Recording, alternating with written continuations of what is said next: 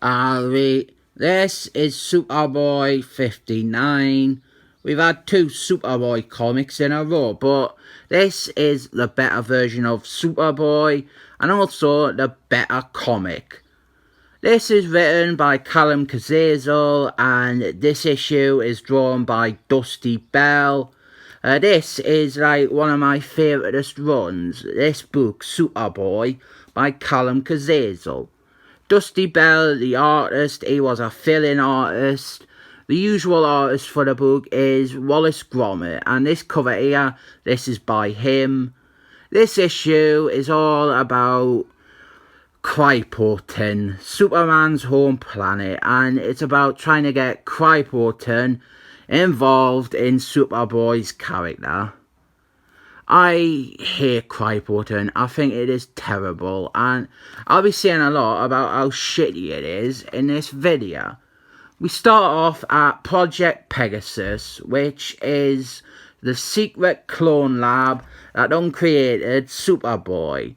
They also created Gladiator and Dubstep, and Spider-Man's clone, Ben Reilly. We've got this very stylised and angular art. I think it is good, but it also doesn't really match this book's normal style. Wallace Gromit, the book's regular penciler, he is like very clean and very detailed, and well, this isn't. This is good art though, don't get us wrong, I like it. I just didn't think it gans with this book's usual style. Superboy, he is at Project Pegasus, and look, there's a sexy woman. I like her, she's pretty, but she fancies Gladiator. This is the Jack Quimby Captain America rip-off character. His story is that he is a clone that Project Pegasus made of Captain America. Project Pegasus, they were a part of Superboy's origin, so they were like supporting characters in his book. Here we are spending quite a lot of time with these characters who work there. We're getting a lot of office politics and corporate kind of stuff. Then the alarms start going off and you get worried. You think, oh, someone is attacking Project Pegasus. But no, it's just Superman. Superman has shown up. I do think I like the art. This is a really good drawing of Superman, but there's a really bad decision on the part of the artist to give Superboy like brow lines, really thick brow lines. He's Superboy. He's meant to be young. He's not super pensioner.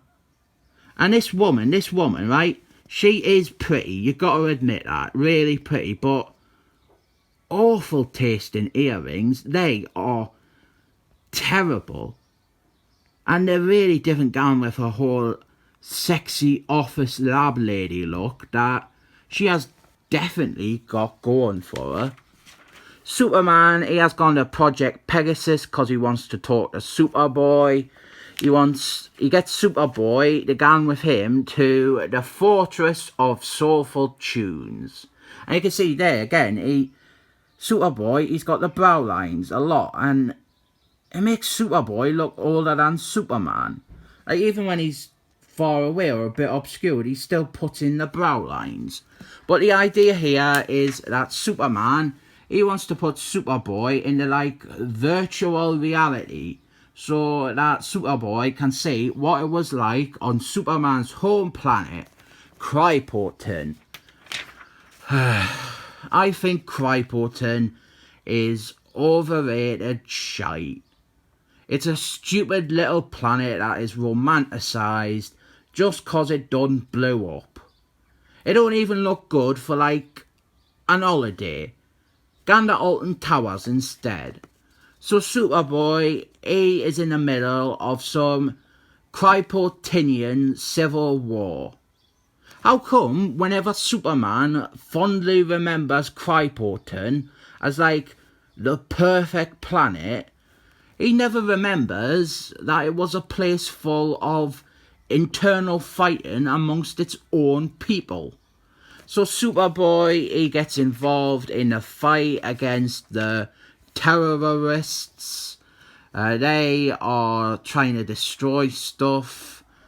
I really do think Krypton is a fucking shithole. It's like Runcorn. It's crap. Why would anyone want to live on Krypton? It's a planet full of religious extremists who ignore science that could save their own lives and everyone else's life on the planet. It's God was shown to be like a diabolical warlord who robbed people of their free will and their life energy. Slavery is still a thing on Krypton. And here we have got ethically and morally dodgy breeding experiments. And it's not peaceful, as you can see with these terrorists. They're a bit like Space Antifa. They're wanting to destroy all the Kryptonian test tube babies. But Superman, he's always banging on. He's always acting like Krypton is a utopia. Like it was like the most perfect, the most peaceful planet in all the world. Personally, I prefer Earth. There is air here and I can breathe that. Utopias very rarely have grassroots fundamentalism. Subplot here, back on Earth, Project Pegasus, there is dubstep there. You could say, I wub this character. That's a proper joke that, about dubstep. Now Superboy, he has gone to another time in Krypton's history. This is when Marlo Brandon was all like, how here lads, the fucking sun is exploding. Or the planet is melting, or whatever. I can't really remember what happened to Krypton. Then Superboy even gets to see Superman's origin, when his mum and his dad send him off on a rocket that ends up on Earth. Because we haven't seen that origin story enough. I mean, if Superboy really wanted to see that, all he really needed to do was buy virtually any Superman miniseries from the last 40 years. Now that we are done with that stupid rubbish planet full of arseholes that I hate, that shitty little planet, we have a nice ending.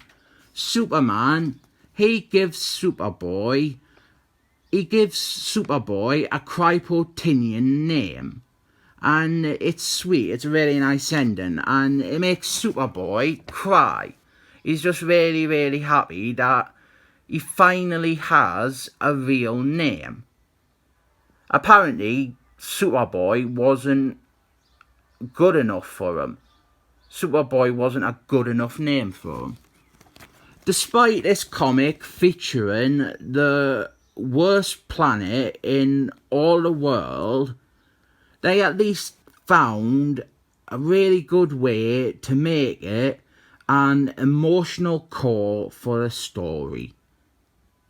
I mean, you can pretty much tell this story without all the shite with him seeing Krypton through virtual reality, but at least the payoff at the end is good. It's really sweet. This comic is receiving a 7 thumbs up.